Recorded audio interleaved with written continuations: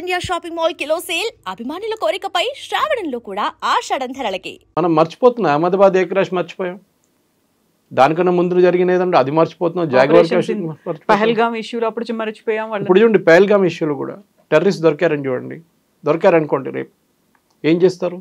వాళ్ళు కోర్టు తీసుకొస్తారా? ఎవరు ఎవిడెన్స్ ఇస్తారు? కేరళ నుంచి వచ్చిన కపుల్ వచ్చి జమ్మూ కాశ్మీర్లో ఒక కోర్టులో వచ్చి ఎవిడెన్స్ ఇవ్వాల్సి వస్తుంది. సరే ఈ టైంలో వీడియో కాన్ఫరెన్సింగ్ ఉంది, అంత ఉంది అనుకోండి, ఎన్నిసార్లు పిలిపిస్తారు వాళ్ళని? అదే ట్రామాని ఎన్నిసార్లు రిపీట్ చేయమంటారు? ఎట్లా చంపారు చెప్పండి? వాళ్ళ డిఫెన్స్ లాయర్ మళ్ళీ క్రాస్ ఎగ్జామినేషన్ చేస్తారు, అక్కడ మళ్ళీ వీళ్ళు ఏడవడం మొదలు పెడతారు, ఎన్ని ఫ్యామిలీని క్వశ్చన్ చేస్తారు, మీరు ఈయన చూసారా ఐడెంటిఫికేషన్ పరేడ్ పెట్టండి. మరి ఎందుకు ఇదంతా? దానికోసం ఏం చేస్తారు? వాడు దొరికింది అనుకోండి, మనం ఎన్కౌంటర్ చేసి పడేస్తారు సెక్యూరిటీ ఫోర్సెస్, కథ ఇష్యూ ఫినిష్డ్. మళ్ళీ దానికి హ్యూమన్ రైట్స్, దానికి అది అన్నీ వస్తుంది. మళ్ళీ నిన్నవి చూశాను, కాశ్మీర్లో ఒకరిని టెర్రరిస్ట్ని పట్టుకొని పోలీసు ఇంట్రాగేట్ చేశారంట. ఇంట్రాగేట్ చేసిన దానికి థర్డ్ డిగ్రీ యూజ్ చేశారు. ఎందుకంటే ఏ దొంగ డైరెక్ట్గా చెప్పండి నేను దొంగతనం చేశాను చెప్పి, ఏ టెర్రరిస్ట్ చెప్పండి నేను టెర్రరిజం చేశాను, వాడిని కొట్టితేనే వాడు చెప్తాడు. థర్డ్ డిగ్రీ మన ఇండియాలో థర్డ్ డిగ్రీ పనిచేస్తుంది. సరే థర్డ్ డిగ్రీ మెథడ్ యూజ్ చేశారు, వాడిని కర్రతో కొట్టారు, అది చేశారు, ఇది చేశారు, మిరపకాయ వేశారు, ప్రైవేట్ పార్ట్స్లో అన్నీ చెప్పారు. 50 లక్షలు కాంపెన్సేషన్ ఇవ్వమంటున్నారు పోలీస్ని. ఆలోచించండి. అప్పుడు రేపు పోలీసు వాళ్ళు టెర్రరిస్ట్ అంటే ఎందుకు పోతారండి? పోతే పోని వాళ్ళు 100 మందిని చంపేస్తే మనకేం పోయిందంటారు. మళ్ళీ రేపు వాని మీద యాక్షన్ తీసుకుంటే నా మీద కేసు వస్తుంది. వాడు 10 మంది చంపుకుంటాడో, పహల్గామ్లాగా 26 మంది చంపుకుంటాడో, 50 మంది చంపుకుంటే నాకు ప్రాబ్లం లేదు. మళ్ళీ మీరు అంటారు ఇంటెలిజెన్స్ ఫెయిలియర్ అంటే. ఎందుకండి ఇంటెలిజెన్స్ ఫెయిలియర్ ఉంటుంది? మనం చూసాం చాలా మటుకు మన దేశంలో జరిగే ఇన్సిడెంట్స్కి ఒక ఎండింగ్ లేదు, క్లోజర్ అంటారు దాన్ని. ఇప్పుడు మన హేమంత్ పురోహిత్ గురించి మాట్లాడుతూ అందరి గురించి మాట్లాడుతుంటాం, పోలీసు వాళ్ళ గురించి, ఏటీఎస్లో ఉన్న వాళ్ళ గురించి ఈ కేసులో కూడా ఏటీఎస్ వాళ్ళే ఉన్నారు. ఇప్పుడు పాత ఏటీఎస్ కేసెస్ అన్నీ మీరు బయటికి తీస్తారా? అదే కదా, పాత ఏటీఎస్ కేసెస్ అన్నీ మీరు బయటికి తీస్తారా? ఆ రోజు చేసిన ఎవరు ఉన్నారు ఇన్స్పెక్టర్ తెలియదు, ఒక ఆయన సూసైడ్ చేసుకున్నాడు, దాని మీద కాన్స్పిరసీ థియరీ. కేరళలో ఒక మహిళని ట్రైన్లో రేప్ చేసి ట్రైన్ నుంచి బయటపడేశారు ఒక మనిషి, ఆయన చనిపోయింది. ఆమె చూశారు, 10 మంది చూశారు, విట్నెస్ చెప్పారు, అన్నీ చేసిన తర్వాత వాడిని ఇప్పుడు అక్విట్ చేసేసారు. నాట్ ఎనఫ్ ప్రూఫ్ అంట. అది ఇంకేం కావాలండి? మొత్తం సినిమా తీయాలండి దాన్ని, లైవ్ టెలికాస్ట్ చేస్తేనే మీరు ప్రూఫ్ యాక్సెప్ట్ చేస్తారు జడ్జెస్. దానికోసం మన దగ్గర చాలా మటుకు చట్టాలు తీసుకొచ్చారు. మన నిర్భయ యాక్ట్ చూసాం మనం, పిల్లల మీద అత్యాచారం చేసినప్పుడు పాక్సో పెట్టారు, అండర్ ఏజ్ చిల్డ్రన్ కూడా మహిళల మీద అది పెట్టారు. దాంతో ఎన్ని కన్విక్షన్స్ అయిందండి పాక్సో కింద? నాకు తెలిసిన ఒక కేసు ఉంది, మా ఇంటి దగ్గర జరిగిన కేసులో ఐ హ్యాడ్ టు ఇంటర్వ్యూ, ఎందుకంటే పోలీసు వాళ్ళతో చెప్పాల్సి వచ్చింది యాక్ట్ చేయకుంటే. బాబు వాళ్ళ ఫ్యామిలీకి ఇట్లా ప్రాబ్లం అవుతుంది, అమ్మాయి కనిపించట్లేదు ఒక 10 రోజుల నుంచి అని చెప్తే అప్పుడు పోలీసు వాళ్ళు లేచిండ్రు, బికాజ్ ఐఎమ్ ఫ్రమ్ మీడియా. లేకుంటే ఏం చేస్తారండి? మళ్ళీ యాక్ట్ చేసి వాడిని పట్టుకొచ్చారు, పోరుని పట్టుకొచ్చి అమ్మాయి దొరికింది. కావాలంటే చేయొచ్చు, కానీ పాక్సోలో ప్రాబ్లం ఏంటండి? మళ్ళీ అగైన్ ఇదే విట్నెస్, ఒక అమ్మాయిని రేప్ చేసిన అమ్మాయి చనిపోతే మంచిదండి నేను చెప్తున్నాను. She has to leave through the trauma again. ఏం జరిగింది చెప్పండి, ఆలోచించండి. You are asking how to describe how the rape happened. ఒక ఇట్స్ అ ట్రామా. అది కూడా డిఫెన్స్ లాయర్స్ క్రాస్ ఎగ్జామినేషన్ చేస్తే ఎవరైనా బ్రేక్ డౌన్ అవుతారు. సో మన దగ్గర జడ్జెస్ కూడా అంతే, నాట్ ఎనఫ్ ప్రూఫ్. మీకు ఏం కావాలండి? ఇంకా బొంబాయి బ్లాస్ట్ జరిగింది, 180 మంది చనిపోయారు. మళ్ళీ రేపు ఇంకొక అటాక్ జరిగితే, సంజౌతా జరిగింది, సంజౌతా ఎక్స్ప్రెస్లో మనకు అందరు తెలుసు, ఒరిజినల్ నిందితులు పాకిస్తాన్ నుంచి వచ్చారు, ఇద్దరిని వాళ్ళు అరెస్ట్ చేసిండ్రు. అది మన government, great UPA government, Manmohan సింగ్ది. వాళ్ళు ఇద్దరిని రిలీజ్ చేసేస్తుండ్రు పాకిస్తాన్ వాళ్ళని. స్వామి అసీమానంద్ అని చెప్పి ఆయన వేసుకున్నారు. సో కర్నల్ పురోహిత్ కేసు మీకు గుర్తుంటుంది. కర్నల్ పురోహిత్ని మిలిటరీ ఇంటెలిజెన్స్ ఆయన, ఇదే కేసులో 26/11 కన్నా ముందు he was kind of tracking this Abhinav Bharat group నుంచి ట్రాక్ చేస్తున్నారు. ఆర్మీ ఎవిడెన్స్ ఇచ్చారు, ఆర్మీ చెప్పారు yes is our man, is ఆయన జాబ్, అది ఉద్యోగం చేస్తున్నాడు. టెర్రరిస్ట్ గ్రూప్ ఇన్ఫిల్ట్రేట్ చేయడం కర్నల్ పురోహిత్ ఇట్స్ జాబ్. కానీ ఏం చేశారండి లాస్ట్లో? ఆయన అరెస్ట్ చేసి జైలు వేశారు ఆయన. కానీ ఆర్మీని చూడండి, ఆయన మెచ్చుకుంటాను ఆర్మీని. They didn't stop his salary ఇచ్చారు, క్వార్టర్స్ ఇచ్చారు, వైఫ్ని ఎంత సపోర్ట్ కావాలి సపోర్ట్ కూడా ఇచ్చారు వాళ్ళు. లాస్ట్ రిలీజ్ చేసినప్పుడు వాళ్ళ బండ్లు తీసుకెళ్లారు. ఇది మన దగ్గర. సో ఏ పోలీసు వాడు రిస్క్ తీసుకుంటారని చెప్పండి? Judicial system is gone, finished. దానికోసం అందరు చప్పట్లు కొడతారు. దిశ కేసు లాగా పోలీసు వాళ్ళకి మిఠాయి పంచిపెట్టారు ఆ రోజు, అక్కడ పూలతోని సల్కారం చేశారు అందరు అక్కడ. ఇలాంటి ఇన్సిడెంట్ అయినప్పుడల్లా ఒక సజ్జనార్ ఉండాలి అనేటువంటి ఒక స్లోగన్స్ కూడా వస్తుంటాయి కదా ప్రతిసారి.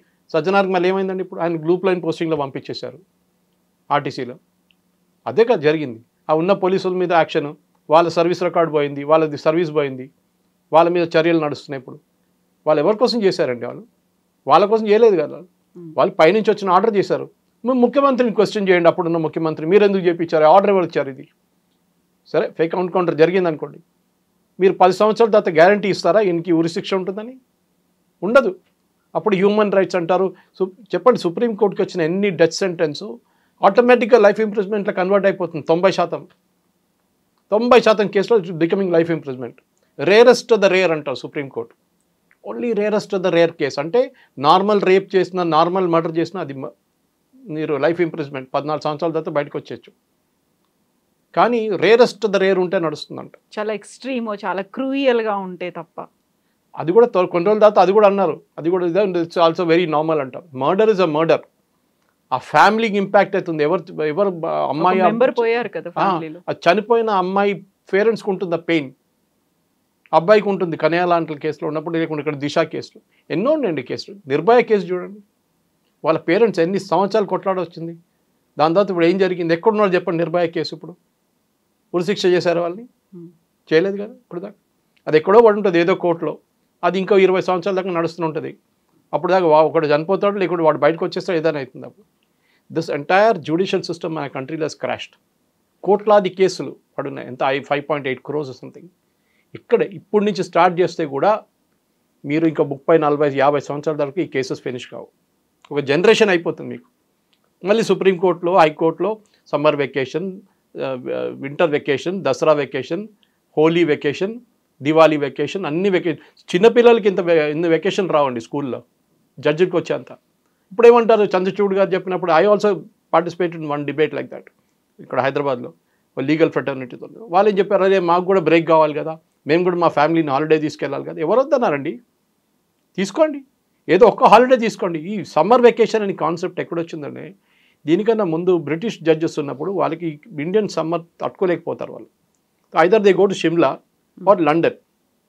సో ఆ 2 months ఇండియన్ సమ్మర్ అంటే ఏప్రిల్, మే యూజువలీ వాళ్ళు లండన్కి వెళ్ళిపోతారు సమ్మర్ బ్రేక్ కోర్ట్స్కి. బ్రిటిష్ వాళ్ళు పోయారు కానీ చెప్తారు కదా మన దగ్గర అంగ్రేజ్ గయే లేకిన్ ఔలాద్ ఛోడ్ గయే అని హిందీలో. ఈ బ్రిటిష్ వాళ్ళు పోయిన వాళ్ళ హ్యాబిట్స్ ఇంకా ఉంది మన దగ్గర. అదే హ్యాబిట్స్ కంటిన్యూ చేస్తారు. ఇన్ని కేసులు పెండింగ్ ఉన్నప్పుడు మీరు సాటర్డే ఎందుకు కూర్చోరండి? సండే ఎందుకు కోర్టులు పెట్టుకోరు? సరే, lot of judgements have to be return, correct. అదంతా వీళ్ళు అనుకుంటారు 2:30 అయిన తర్వాత 3:30 అయిన తర్వాత వీళ్ళు ఇంటికి వెళ్ళిపోతారు. కాదు, ఒకసారి చేంబర్లో కూర్చొని డిక్టేట్ చేస్తారు. ఇంటికి వెళ్ళిన తర్వాత ఈ ఫైల్స్ అన్ని తీసుకెళ్ళి ఇంట్లో కూర్చొని చూస్తారు. నెక్స్ట్ డే ఉన్న కేసెస్ని చూస్తారు. వాళ్ళకి ఇంటర్న్స్ ఉంటారు. ఇంటర్న్స్ వాళ్ళు మొత్తం బ్రీఫింగ్ రాసి అన్నీ పడతారు. వాళ్ళకి లోడ్ ఉన్నాయి. మీరే జడ్జెస్ని సెలెక్ట్ చేస్తున్నారు. ఇంకా ఏ కంట్రీలో రూల్ లేదు. జడ్జెస్ని సెలెక్ట్ చేసుకుంటారు. యూఎస్ గురించి మాట్లాడతారు కదా వీరంతా. యూఎస్లో political appointment, every judge is appointed by the president, లేకుంటే అక్కడ ఉన్న గవర్నర్ ఆ ఏరియాది, ఆ స్టేట్ది. భారతదేశంలో జడ్జిలు రేపు హైపోథెటికల్ సిచ్యువేషన్ తీసుకుంటే ఆర్మీ చీఫ్, నెక్స్ట్ ఆర్మీ చీఫ్ని అపాయింట్ చేయాలి. ఆర్మీలో 10 మంది కూర్చొని డిసైడ్ చేస్తే అయిపోతుందండి. లెఫ్టినెంట్ జనరల్, మేజర్ జనరల్ 10 మంది కూర్చొని ఈయన నెక్స్ట్ జనరల్ అని చెప్తే గవర్నమెంట్ ఒప్పుకుంటారా? ఒప్పుకోరు కదా. చీఫ్ ఎలక్షన్ కమిషనర్ ఉన్నప్పుడు ప్యానెల్ కావాలంట. మన మిగతా దానికి అన్నిటికీ ప్యానెల్ కావాలి. సివిసికి ప్యానెల్ కావాలి, కానీ సిబిఐ చీఫ్కి ప్యానెల్ కావాలి. కానీ వాళ్ళ కేసుకు వచ్చినప్పుడు లేదు. నేషనల్ జ్యుడిషియల్ అకౌంటబిలిటీ కమిషన్ వేశారు సెలక్షన్ కోసం, ఎన్జేసి. ఆ బిల్నే స్ట్రైక్ డౌన్ చేసేసారు వీళ్ళు. ఒక కోజీ క్లబ్ అయిపోయింది. ఒక కొలీజియం గురించి ప్రతిసారి ఇలా డిస్కషన్స్ వస్తున్నాయి, కాంట్రవర్సీస్ అనేవి ఉన్నాయి అందులో. కొలీజియం అంటే ఏంటి నాకు అర్థం కాదండి. వీళ్ళే డిసైడ్ చేస్తారా అన్ని? సరే, కరెక్ట్. ఇందిరాగాంధీ టైంలో చాలా మటుకు 3 జడ్జెస్ని బైపాస్ చేసి ఇందిరాగాంధీ జూనియర్ మోస్ట్ జడ్జిని తీసుకొచ్చి చీఫ్ జస్టిస్ చేశారు. జరిగింది అది ఎమర్జెన్సీ టైంలో. దాని తర్వాత కూడా చాలా మటుకు ఏం చెప్తారు, పొలిటికల్ అపాయింట్మెంట్స్ ఉండే. జస్టిస్ కృష్ణ అయ్యర్ తీసుకుందామండి, one of the best judges ever. Card holding member of communist party, EMS Namboodiripad క్యాబినెట్లో మినిస్టర్గా ఉండే. తర్వాత ఆయన అడ్వకేట్ అయ్యి తర్వాత జడ్జి అయ్యి కేరళ కూడా అక్కడ సుప్రీంకోర్టుకి వచ్చింది. ఆయన రాసిన అన్ని జడ్జ్మెంట్ చూడండి, బ్రిలియంట్ జడ్జ్మెంట్, నో డౌట్. అన్ని leftist oriented judgements. As a jurist no complaints about it. కానీ చేసిన పనులు ఇట్లు. అప్పుడు ఏమంటారు, రైట్ వింగ్ జడ్జెస్ అంటారు. ఏదో బాబ్రీ మసీద్కి జడ్జ్మెంట్ ఇవ్వగానే రైట్ వింగ్ అయిపోతారు. కానీ ఇంకేమైనా చెప్తే అప్పుడు సెక్యులర్ అయిపోతారు. దుష్యంత్ దావే ఏమో రిటైర్ అయిన తర్వాత ఇప్పుడు మళ్ళీ స్టేట్మెంట్ చేస్తున్నాడు, అన్ని చీఫ్ జస్టిస్ ఇప్పుడు దాకా మోదీ గారితో పనిచేస్తున్నారు, మోదీ గారి కోసం పనిచేస్తున్నారు. మరి మీరు కోర్టులో ఉన్నప్పుడు ఎందుకు చెప్పాలండి యాజ్ అడ్వకేట్ బయట నుండి మెన్షన్ దాట్? బయటకు వచ్చిన తర్వాత వీళ్ళందరూ మాట్లాడతారు, జస్టిస్ నరిమన్ కానివ్వండి, మిగతా వాళ్ళందరూ. The problem is your failed. చెప్తాను, మనం పనిచేస్తున్న ఆర్గనైజేషన్లో if you don't perform you will be sacked or your salary will be held back, increment will be held back. ఏదైనా ఒకటి చేస్తారు. అది ఏ కంపెనీ అని, మీడియా ఉండని, ఐటీ ఉండని, ఏదైనా ఉండండి. వీళ్ళకి ఎట్లా అంటే ఏమైనా ఉందండి, మీరు వచ్చినప్పుడు ఎన్ని కేసులు ఉండే, మీరు వెళ్తున్నప్పుడు ఎన్ని కేసులు ఉండే, ఎప్పుడైనా వేరేమైనా మెజర్ చేశారండి? ఇవాళ ఒక కేసు వచ్చింది మన ఇది కన్వర్ యాత్ర గురించి. అక్కడ నాన్ వెజ్ ఉందా వెజ్ ఉందా హోటల్ గురించి అని డిస్కషన్, పెద్ద డిస్కషన్ కోర్టులో. ఇవ్వాలి పొద్దు నుంచి బార్ అండ్ బెంచ్లో చూస్తున్నాను నేను. అంతా అయిన తర్వాత లాస్ట్ ఆర్డర్ ఏంటంటే, ఇవాళ లాస్ట్ డే కదా, ఆ యాత్ర అయిపోయింది కదా, ఇంకేంటి, okay as of now we will keep it for the next hearing. మళ్ళీ పొద్దున్నుంచి గంటన్నర 2 గంటలు ఎందుకు డిస్కస్ చేశారు? వెన్ యూ నో ద యాత్ర is today. And non veg board పెట్టాలన్నా, వెజ్ బోర్డు పెట్టాలన్నా, నాన్ వెజ్ సర్జెస్ రెస్టారెంట్లో వెజ్ ఉండాలా, లేకుంటే గార్లిక్ ఆనియన్ ఉండాలన్నా, వెజ్ హోటల్, ఇదంతా డిస్కస్ చేశారు. పెద్ద డిస్కషన్ 1.5 hours. దాంతో ఏమై ఉంటుంది, ఎన్ని కేసులు వాయిదా పడి ఉంటుంది. కపిల్ సిబ్బల్, ఈ ముందున్న దుష్యంత్ దావే లాంటి, వృందా గ్రోవర్, సల్మాన్ ఖుర్షీద్, వీళ్ళందరూ వచ్చి నిలబడంగానే ఇందిరా జయసింగ్ ఇమ్మీడియట్గా హియరింగ్ వచ్చేస్తుంది. నాకు కూడా 2018లో ఒక థ్రెట్ కేసులో కేరళ నుంచి, నేను అప్పుడు కేరళలో ఉన్నాను, ఒక వెకేషన్కి వెళ్ళిన టైంలో నా మీద చంపేస్తారని చెప్పి కమ్యూనిస్ట్ వాళ్ళకి ఒక థ్రెట్ ఇచ్చారు, ఒఫీషియల్ థ్రెట్. జిహాదీలు కమ్యూనిస్ట్ ఇద్దరు కలిసి నన్ను చంపేస్తారని చెప్పి 2018 August. I went to Supreme Court. అప్పుడు కేరళలో ఓనం టైంలో, ఆ టైంలో. So I went to Supreme Court and sir High Court holiday ఉంది, నాకు ప్రొటెక్షన్ కావాలంటే నాకు 3 రోజులు హియరింగ్ ఇచ్చారండి. I was surprised. Justice Mishra was the chief justice that. నా కేసు తర్వాత ఆయన వినలేదు, ఆయన కాన్స్టిట్యూషన్ బెంచ్లో ఉందని చెప్పి Justice Parashar and Justice U U Lalit, later on Parashar, Lalit ji became the chief justice later.